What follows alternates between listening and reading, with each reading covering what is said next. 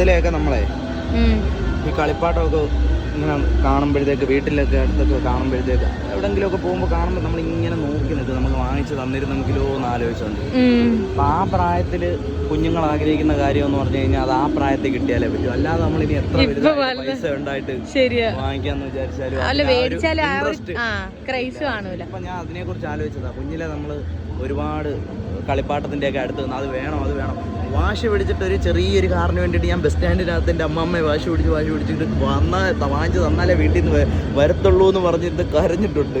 അങ്ങനത്തെ സിറ്റുവേഷൻ. അപ്പം കളിപ്പാട്ടത്തിനോട് നമുക്ക് ഭയങ്കര ഇൻട്രസ്റ്റ് ആയിരിക്കും.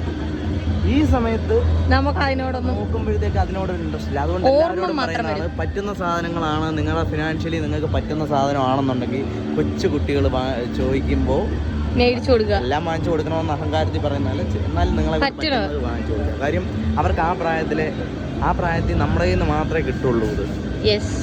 അല്ലെങ്കിൽ ഇതൊക്കെ ഒരു ഓർമ്മകൾ മാത്രമാവും.